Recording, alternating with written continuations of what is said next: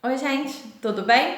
Atendendo então aí ao pedido de vocês, eu vou falar um pouquinho sobre a possibilidade de responsabilizar o presidente da República aí nos exercícios das suas funções, certo? O que é importante a gente entender aqui no começo da conversa?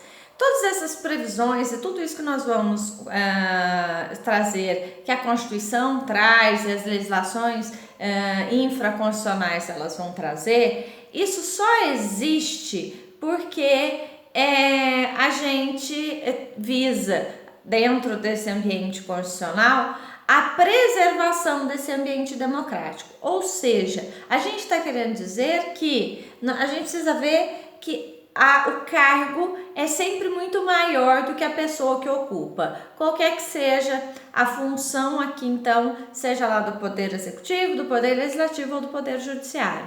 Mas a gente sempre tem função que todas essas garantias, previsões, imunidades, tudo isso foi criado com a finalidade de se ter a proteção do cargo e principalmente proteção dessa visão democrática, tá? E aí, consequentemente, então, para começar a conversa, a gente vai ver que os crimes existe a previsão e existe a possibilidade de eu responsabilizar o presidente da República por dois grandes blocos. O primeiro é por cometimento de crime comum, o segundo é pelo chamado cometimento do crime de responsabilidade, certo? De maneira bem sucinta, o cometimento de crime comum, o que é e como é feito?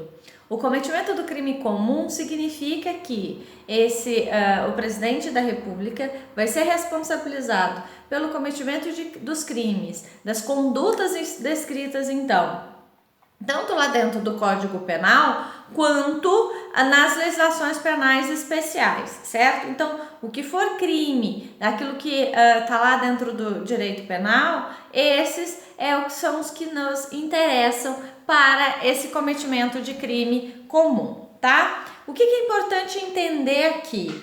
Esse crime comum só interessa para ser investigado, para ser apurado, enfim, durante o exercício da função de presidente da República, ele só vai se interessar se forem atos cometidos no exercício da função, certo? Então, ou seja, o que está para trás, o que foi antes, não interessa ser movimentado nesse momento, e o que não diz respeito ao exercício da função de presidente da República também não interessa nesse primeiro momento, tá? Não entendam que não pode ser responsabilizado, que não há previsão de apuração e de instauração e de condenação de um presidente ou ex-presidente da República nesse sentido, porque não é isso. Eu só estou reforçando a ideia de que aqui dentro desse texto, dessa visão constitucional, eu estou verificando da responsabilidade, eu estou verificando crimes cometidos no exercício da função, certo? E aí, aqui a gente já tem um pouquinho de diferença. Primeiro, que esse processo, ele começa a ser investigado lá no STF, certo? E que vai dar a orientação. E quem vai promover essa acusação vai ser o procurador-geral, certo? Só que o que é importante entender aqui? Eu só vou começar eu só vou dar andamento a essa ação penal depois de investigado e aí oferecida essa denúncia, ou seja, feita essa acusação pelo procurador-geral e o STF, antes de começar qualquer coisa, ele vai encaminhar esse processo para a Câmara dos Deputados, que vai analisar, que vai falar pode ou não começar essa ação penal, certo? O que é importante entender? A Câmara dos Deputados não condena o presidente da República, tá? Nem o absolve. Ela só vai autorizar que esse processo seja verificado pelo Poder Judiciário através do STF, tá?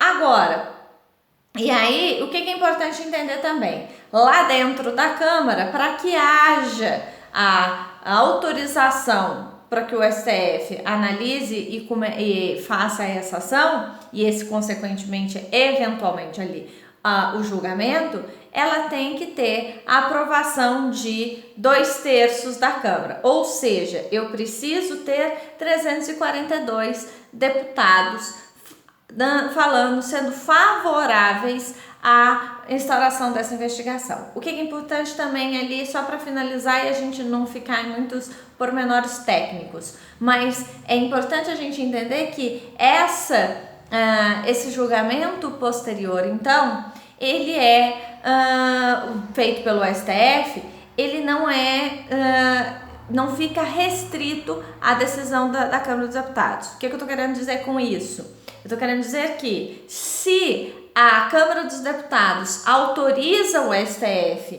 a prosseguir com essa ação, não necessariamente significa, primeiro, que o STF vá aceitar essa acusação feita pelo Procurador-Geral, tá? E segundo, que não necessariamente significa que o presidente vai ser condenado, tá? Isso são coisas distintas, isso são questões diferentes, certo? A única coisa importante também a saber é que a partir do momento em que a Câmara ela autoriza, o presidente é afastado das suas funções. Vejam que nesses julgamentos, tanto de crime comum quanto de crime de responsabilidade, a gente chama tanto o executivo, tanto o legislativo quanto o judiciário para conversa, para análise. Então vejam o quão elaborado é esse processo feito pela Presidência da República, feita pela Constituição Federal, para que eu chegue a algum lugar, tá? Então isso aqui é importante primeiro de dizer. Com relação ao crime comum é isso, tem muito mais pormenores, mas a gente basta nisso daqui para que a gente comece, para não ficar uma conversa muito longa. Com relação aos crimes de responsabilidade, esses crimes de responsabilidade, eles têm um pouquinho de peculiaridade diferente. Por quê? Porque eles estão previstos lá no artigo 85 da Constituição Federal e estão previstos na Lei 1079 de 50, tá? Então nós vamos ter esse crime de responsabilidade, em que alguns vão trazer que é esse crime político, ele é trazido nessas duas legislações, tanto no artigo 85 da Constituição, quanto na Lei 1079 de 50. E o que é importante a gente entender? O que é esse crime, então, de responsabilidade? Esse crime de responsabilidade vai ser o quê? Aquele crime, aquele ato que vai atentar contra as outras instituições, certo? E, consequentemente, contra a ordem democrática, certo? Então, ou seja, vão ser aquelas condutas que vão justamente ir contra essa questão da ordem democrática e as outras instituições, certo? Se vocês forem dar uma olhada lá nas possibilidades de previsões, basicamente é isso que nós vamos levar em consideração, tá? O que é importante também a gente olhar?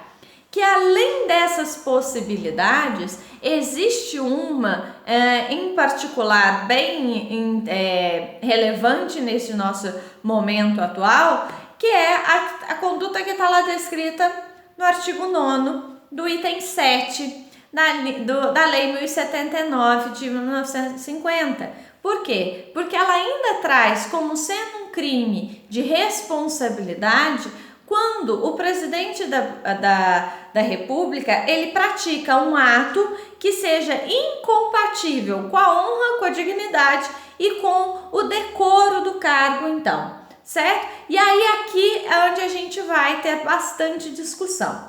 O crime de responsabilidade, gente, como eu disse a vocês que é um critério político, ele tem um pouquinho de diferença. Que diferença é essa no trâmite? A diferença é que, se lá no outro eu preciso da denúncia, então, ou seja, da acusação ser feita pelo Procurador-Geral, aqui não. Aqui qualquer cidadão pode fazer essa acusação. E essa acusação, ela é protocolada, ou seja, ela é entregue para a Câmara dos Deputados, certo? E ali, o presidente da Câmara, hoje o Rodrigo Maia, vai analisar aquela acusação e se entender que há algum vestígio de crime de responsabilidade, ele vai aceitar essa acusação e ali ele vai começar então a acusação, certo? E aí o que jeito que ele faz? Ele vai, se ele aceita, ele nomeia uma comissão que vai começar ali a ter se ele admite essa acusação, então, ele vai montar uma comissão especial. Essa comissão especial, ela é criada justamente para facilitar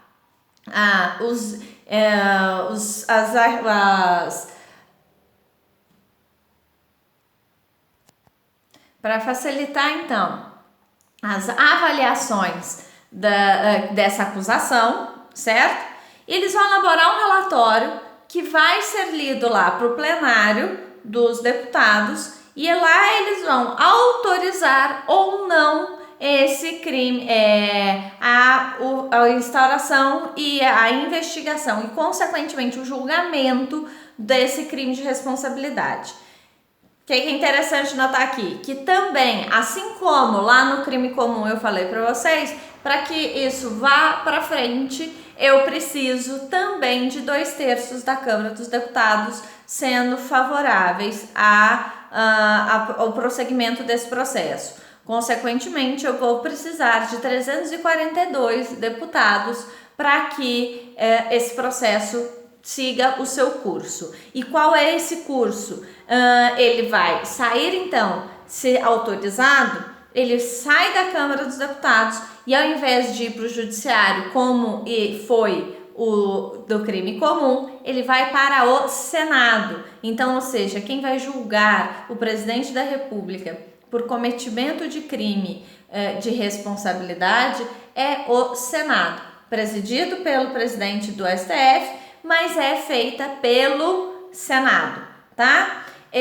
A partir desse momento, então, lá na Câmara dos Deputados, autorização, o presidente da República também é afastado, certo?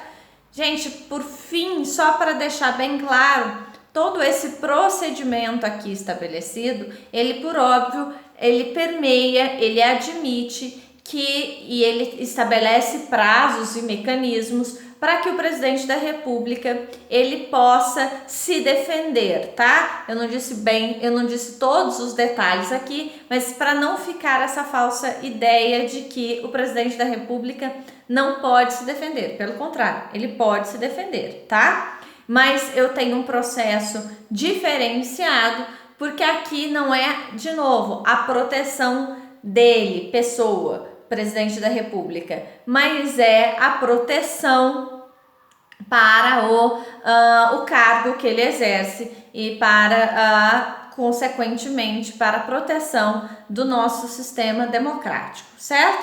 Gente, espero que tenha pelo menos começado a dar uma luz aí. Qualquer coisa, só deixar um comentário aqui que eu já tiro qualquer dúvida e a gente se vê em breve. Até mais? Obrigada, beijo, tchau!